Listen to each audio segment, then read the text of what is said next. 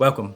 I want to take you guys on a journey today, and that journey will be my first experience shooting film and walking you guys through my very first roll, the mistakes that I made, the good things that happened, and really the total first impression that I have shooting film.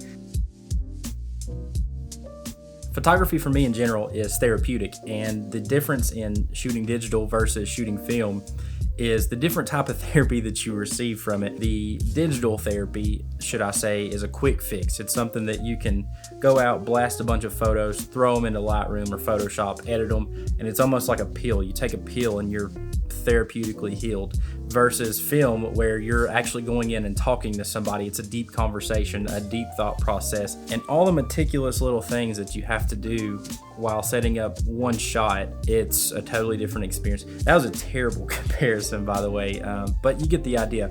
Digital is like a swipe keyboard on your phone, whereas film is like a typewriter. You feel all the mechanical pieces, all the working parts, and something so simple as a shutter on a film camera like that and in advance, it's so satisfying.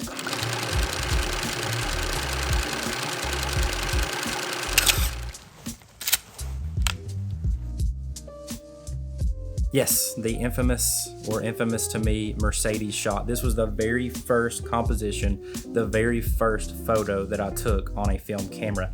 And boy, let me tell you, it took about 3 hours to actually fire that shot off, because after I acquired this Canon A1 from my buddy Jordy, I looked at it, I thought about it, I walked around a couple of locations looking for a composition, and I didn't do anything. Did not shoot a picture at all, and finally came across this Mercedes, and I thought some more, and I sat some more, and I looked through the viewfinder, because it's such a different experience whenever you've got a limited number of exposures versus on an SD card. You can shoot a billion different shots and you're good to go. So I was actually pretty afraid of my very first shot on this camera. I was like, oh my gosh, did I just mess this thing up? What's this exposure gonna look like? I'm not gonna know for a few weeks, because I've got to shoot 23 more exposures, and then I've got to send it off to a lab and wait for it to come back.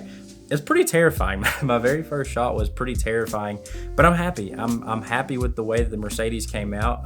Definitely happy with the exposure on this. And after that first firing off, the rest was history. I was in love. I was hooked, and so that led me to a few more shots.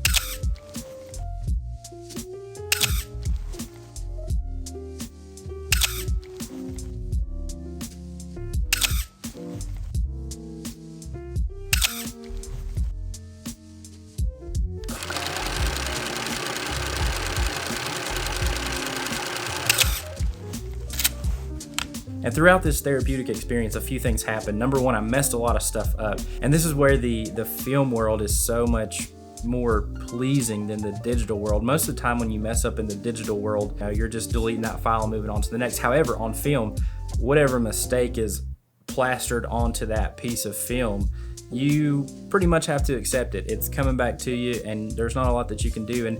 And this is where, whenever I went to eject it and rewind after I had actually shot all my exposures, I forgot to release the roll and thought something was wrong with the camera, which I knew at the end of the day it was probably my fault. But yeah, I got all kinds of light leaks towards the end of that roll with my son, with my wife, and those are they're great photos. They're wonderful photos. Are they the best composition? No. Are they perfect technically? No. The film is basically ruined at that point in time. But my favorite shots came from that mistake that I made with that roll.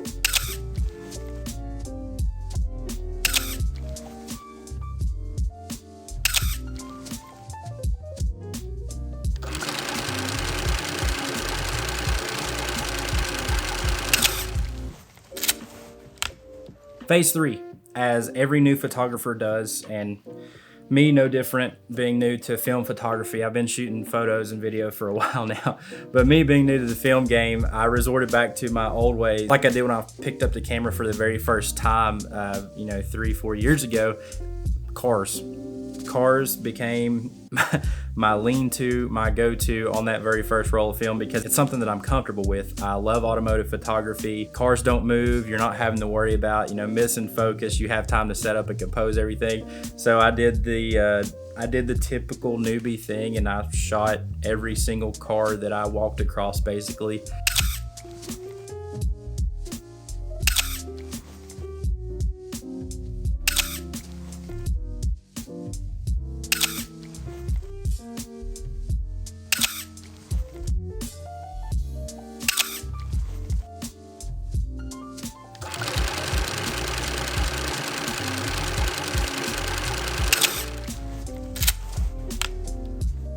And that kind of moved me into phase 4, which was trying to blast off images so that I could get the film sent off and see, number one, did I do things properly? Did I ruin a whole roll of film? Which we learned that I ruined a pretty good amount of shots. But you know, I wanted to find out what this was going to look like, because on digital it's so instant. As soon as you upload an image to the computer, you know exactly what you've got, or more so than that, as soon as you fire off a shot, you're getting a review on the back of your screen. With film, I was so afraid and I was so scared. I was like, gosh, I don't even want to shoot another roll until I know what that first one's going to look like, which ended up being a stupid thought, because as soon as I finished the first roll, I threw number 2 in and then bought 5 more cameras and proceeded to blast a roll through all of those. And even in the shots that I'm putting up here that weren't, you know, great shots by any means, just typical average stuff, I fell in love with the character that came from them.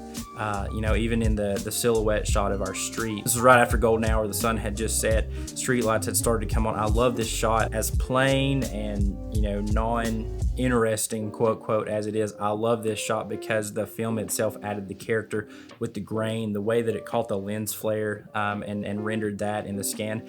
It's so cool, because once again, that was something that I was just firing off a shot to try to get the roll finished so that I could send it off and make sure that I did everything properly. And it's things like that that I believe film rewards a photographer with, is just bringing a beautiful mood out of something that may be average. It may not be the greatest thing in the world, but the film brings out some character that maybe you didn't realize in the original shot.